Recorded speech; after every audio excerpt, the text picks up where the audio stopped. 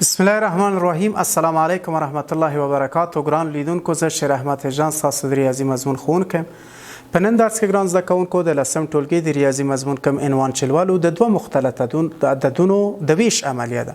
دا چې دوه مختلط عددونه څنګه تقسیمیږي او ویشل کیږي دا به ان شاء الله په نن ورځ کې په نن برنامه کې تاسو ته معلومات درکړم.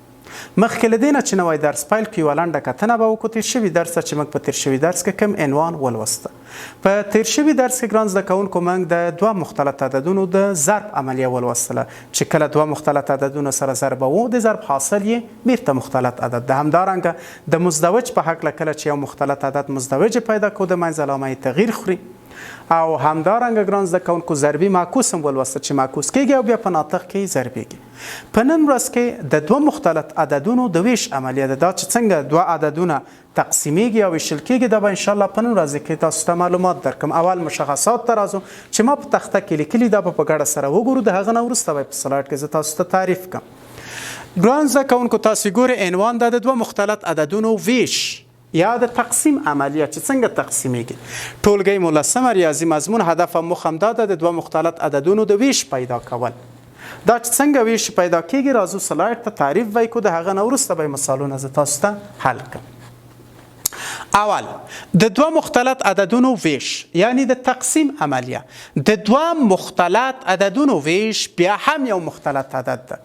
یعنی کله چې تاسو غواړئ دوه مختلط عدد په یو بل تقسیم کړئ په یو بل وویشئ د تقسیم حاصل یا د ویش حاصل یې بیا هم یو مختلط عدد حاصلیږي. څرنګه چې په ضرب کې وه دوه مختلط عدد که تاسو غواړئ ضرب کړئ د ضرب حاصل مختلط عدد وه. همدا قانون د ویش په عملیه کې هم تطبیق کیږي. که چیرته دوه مختلط عدد سره موږ ویشو د ویش حاصل بیا هم مختلط عدد ده چې مثالونه به وروسته زه تاسو ته حل کړم. دغه مختلطه ساحه یا مختلط عدد چیرته من کولای شو تینه کار واخلو. ګران زده کوونکو تاسو وګورئ د لمر ده او د لمر شاوخوا ته تاسو ګورئ چې دا ستوري په حرکت دي. مثال در کوم مثلا ځمکه کله چې په خپل مدار کې حرکت کوي مثلا اوس ورځ ده دا یوه ساحه ده په یو مدار کې قرار لري. ځمکه په دغه مدار کې چې قرار لري ورځ ده. کله چې مدار تغییر خوري ساحه هم تغییر خوري شپه راځي. نو تاسو وګورئ د ورځ ساحه یوه ساحه وه ورځ یوه ساحه وه.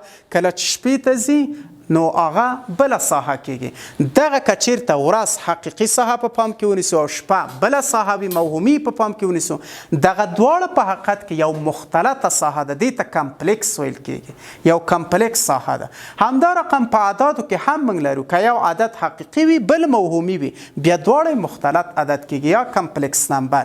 نو تاسو وګورئ کله چې ځمکه حرکت کوي په یو مدار کې مثلا ورځ ده دا یوه ساحه شوه په دغه مدار کې حرکت کیږي شپه راځي نو شپه بله ساحه ده.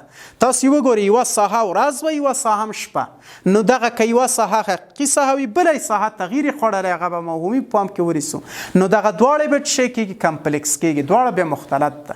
نو په حقیقت کې دلته موږ کولی شو چې مختلط ساحه یا مختلط نمبرونه یا کمپلیکس نمبر تاسو په خپل ژوند کې په دغه ډول مطالعه کوي. مثلا که چیرته یو حقیقي عدد زه ولرم لکه دوه بل موهومي عدد ولرم لکه 15 آیا نو دواړه بیا مختلط عدد کیږي. یا مثلا تاسو وګورئ که چیرته په وچه کې قرار لرئ د ځمکې په وچه ساحه کې قرار دا یوه ساحه ده. کله چې څا کې کته کیږي یا دا مثلا وچه ساحه ده که یو څا تاسو په پام کې ونیسئ دا یې وچه ساحه ده بالاخره دغه ساحه یې د اوبو ساحه ده. نو دا یوه ساحه شوه او دا بله ساحه شوه. دواړه ساحې د فیزیکي له نظره هم تغییر او بدلون لري. دا وچه ده او دا دکې اوبه دي نو د فیزیکي له نظره هم بدلون لري. داسې یو ساحه که حقیقي په پام کې ونیسو دا موهومي دواړه بیا په مختلط حالت کې یا کمپلیکس حالت ورته ویل کیږي. زه اوس راځم ګران زده کوونکو دغه مختلط عددونه څنګه کولی شو موږ وویشو. دا به په حقیقت کې په مختلط عددونه چې موږ تقسیموو یا یې ویشو آیا بیرته مختلط عدد حاصلیږي که نه حاصلیږي دا به په تخته کې زه تاسو ته یو مثال حل کړم.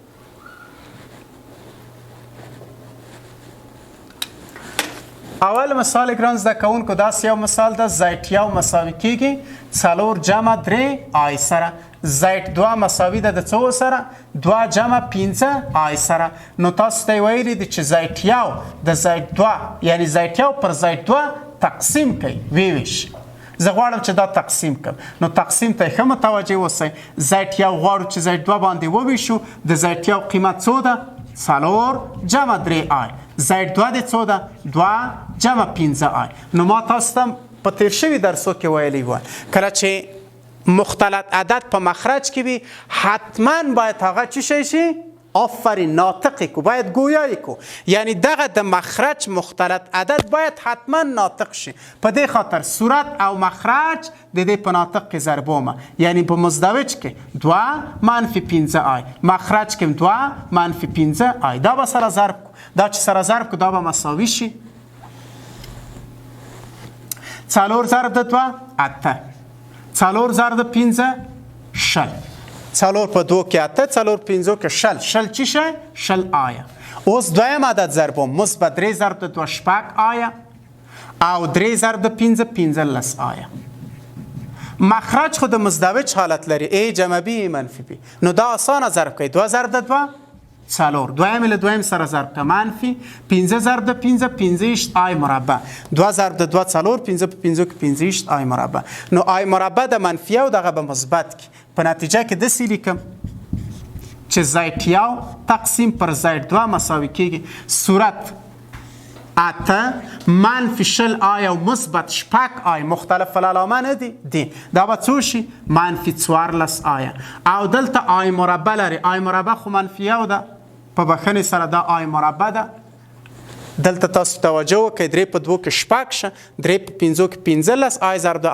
آی مربع کیږي نو منفی 15 آی مربع د هغه به څه شی ولیکو مثبت 15 به ولیکو مخرج کې 4 آی مربع منفی او دا به مثبت کې مثبت 15 8 او 15 حقیقی عدد دي دا به سره چی کو جمع بکو دا به څو شي 3 8 و 15 14 یا وصل په د 2 کېږي منفی څو 14 آیا مخرج کې دا له سره جمع کوم نه هیڅ کېږي اوس حقیقي سره بیلو او موهومی له موهومی سره به بیلو کو زائد یو پر زائد 2 مساوي کېږي 3 پر 9 منفی 14 پر 9 آیا نو بیرته تاسو وګورئ چې 2 مختلط عدد چې سره ویشه د ویش حاصل بیا هم چه راغی بیا هم مختلط عدد راغی بیا هم مختلط عدد دویم مثال ته توجه وکړئ زائد یو مساوي کېږي له څو سره ده 2 منفی 3 آیو سره 2 منفی 3 آی زائد 2 مساوي له څو سره ده زائد 2 ده یو جمع آی یو جمع آی موږ ته ویلي چې زائد یو تقسیم کوي پر زائد 2 نو د زائد یو قیمت به کېدو څو ده 2 منفی 3 آی د زائد 2 قیمت څو ده یو جمع آی دا چی کوم آفرین باید چی شي ناطق شي یا گویا شي مخرج په مزدوج کې صورت او مخرج ضربوم نو یو منفی آی او مخرج کې یو منفی آی څنګه چې مې آلته تاسو ته په مزدوج کې ضرب او صورت له صورت سره چی کوو ضرب او دا به مساوي شي 2 ضرب د یو 2 ضرب د آی سره چې ضرب کو منفی 2 آی کېږي یعنی مثبت ضرب د منفی 2 ضرب د آی 2 آی اوس دا په ضرب کا منفی ضرب د مثبت منفی 3 آی ضرب د یو 3 آی منفی ضرب د منفی مثبت 3 آی ضرب د آی 3 آی مربع منفی ضرب د منفی مثبت 3 آی ضرب د آی 3 آی مربع مخرج خود مزدوج حالت لري جمع بی ضرب د منفی بی یو ضرب د یو مثبت ضرب د منفی آی ضرب د آی مربع دلته په نتیجه کې ولیکو چې زائد یو پر زائد 2 مساوي کېږي صورت کې 2 منفی 2 آی و منفی 3 آی منفی 15 آی کېږي او 3 آی مربع د آی مربع قیمت خو منفی او د هغه به شي منفی 3 په مخرج کې یو آی مربع قیمت منفی او د منفی چې پکې ضرب کو مثبت یو بشي دا مساوي کېږي زائد یو پر زائد 2 مساوي کېږي د څو سره 2 منفی 3 منفی یو منفی 15 آی او مخرج کې څو لرو 2 نو دا به بیل په پام کې ونیسو زائد یو پر زائد 2 مساوي ده منفی یو پر 2 منفی 15 پر څو 15 پر 2 آیا حقیقی عدد منفی او پر 2 موهومی عدد منفی 15 پر 2 آیا همدارنګه ګران زده کوونکو دریم مثال تاسو ته کورنۍ دنده سپاره دریم مثال تاسو تقسیم کړئ. زائد یو مساوي کېږي 3 جمع 2 آی زائد 2 مساوي کېږي 15 منفي آی زائد یو 3 جمع 2 آی زائد 2 15 منفي آی. زائد یو په زائد 2 څه شي کوي وویشئ چې دا به حتما په خپل کتابچو کې حل کړئ. څنګه چې دا دوه مثاله ما تاسو ته حل کړ. زائد یو به راواخلئ په زائد 2 یې وویشئ. د هغه نه وروسته د مخرج مزدوج په پام کې نیسو. صورت او مخرج په ضربه چې ناطق شي یا گویا شي بیا قیمت حاصلېږي چې یو مختلط عدد باید وي. اوس راځو ګران زده کوونکو بله موضوع چې هغه د په همدې درس پورې تړاو لري. هغه موضوع ګران زده کوونکو پوهیږئ تاسو کومه موضوع ده؟ دویمه موضوع د یو مختلط عدد د مزدوج خاصیتونه دي. مزدوج چې کله موږ غواړو پیدا کو په حقیقت کې د ای جمع بی آی مزدوج ای منفي بی آی کېږي. دا ځینې خاصیتونه لري چې هغه خاصیتونه ما تاسو ته په تخته کې لیکلي. دا به راشو په ګډه سره به وګورو. د یو مختلط عدد د مزدوج خاصیتونه که زائد یو یعنی اول مختلط عدد او زائد 2 دویم مختلط عدد دو مختلط عددونه وي نو لاندې خاصیتونه موجود دي. اول خاصیت د زائد یو جمع زائد 2 مزدوج دا پر سر چې بار د یا خط د دا مزدوج معنا ورکوي. زائد یو جمع زائد 2 مزدوج مساوي کېږي د زائد یو مزدوج جمع د زائد 2 مزدوج سره. یعنی زائد یو جمع زائد 2 د مزدوج مساوي کېږي د زائد یو مزدوج سره جمع زائد 2 مزدوج سره. دویم خاصیت زائد یو منفي زائد 2 مزدوج یې مساوي کېږي د زائد یو مزدوج منفي د زائد 2 مزدوج. بیل مزدوج په پام کې نیول کېږي. په ضرب کې هم دا قانون موجود ده. زائد یو ضرب د زائد 2 مزدوج یې مساوي کېږي د زائد یو مزدوج ضرب د زائد 2 مزدوج. یعنی بیل مزدوج په پام کې نیسو. همدارنګه څلورم خاصیت چې کانکوري مهم خاصیت ده د زائد خط بیای خط یعنی بار په بار کې یعنی مزدوج د زائد چې بیا ځلې مزدوج واخلي 2 ځلې بیرته اول خط مزدوج تاسو ته درکوي. او په تقسیم کې دا قانون صدق کوي د ویش په عملیه کې زائد یو پر زائد 2 مزدوج مساوي کېږي د زائد یو مزدوج پر زائد 2 مزدوج باندې. چې دا مثالونه مې تاسو ته په پام کې نیولي دي. زائد یو مساوي کېږي 4 جمع 15 آی او زائد 2 مساوي کېږي منفي 3 جمع 2 آی. همدغه مثال به تاسو په پام کې ونیسئ. دغه قانون به په څه شي کې تطبیق کوي. وګورئ چې آیا دا قانون چې دغه خاصیتونه موږ ولوستل په د مثال کې تطبیقېږي او که نه کېږي. اول باید د مزدوجونه پیدا کړئ بیا دغه مزدوجونه سره جمع کړئ بیا د مزدوجونه سره تفریق کړئ بیا د مزدوجونه سره ضرب کړئ او بالاخره وویشئ. وګورئ چې آیا واقعا دا خاصیتونه په ده کې صدق کوي او که نه کوي. دا تاسو کورنۍ دنده ده. په دغه څلورم خاصیت کې به زه تاسو ته یو مثال حل کړم. تاسو وګورئ چې څنګه کولی شو د مزدوج نه چې بیا ځلې مزدوج واخلو بیرته اول حالت حاصل شي. مثال ته تاسو متوجه اوسئ. مثال داسې په پام کې نیسم. زائد مساوي کېږي اول عمومي په پام کې نیسم ای جمع بی آی. د دې نه مزدوج اخلم. مزدوج یعنی زائد بار مساوي کېږي ای منفي بی آی.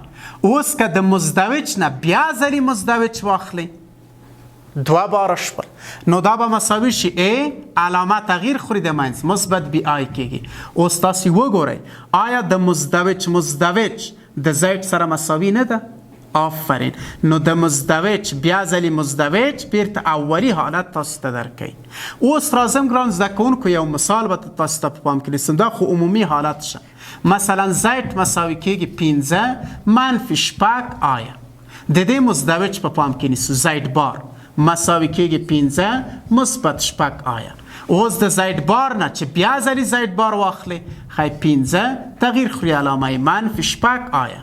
آیا دا قیمت له د قیمت سره مساوي نه ده؟ نو په نتیجه کې لیکم چې زائد بار مساوي کېږي له زائد سره. یعنی د زائد مزدوج بیا ځلې مزدوج بیرته زائد کېږي چې دا ډیر اړین او مهم او کانکوري بحث ده. ګرانو لیدونکو را باشم دغه د نن ورځې درس به په خلاصه ډول تاسو ته بیان کړم. په نن ورځې درس کې موږ او تاسو د 2 مختلط عددونو د ویش عملیه ولوستله. کله چې یو مختلط عدد په بل مختلط عدد ویشئ. اول باید ناطق یا گویایی کوي، د هغه نه وروسته حاصل پیدا کیږي او د ویش حاصل باید یو مختلط عدد وي.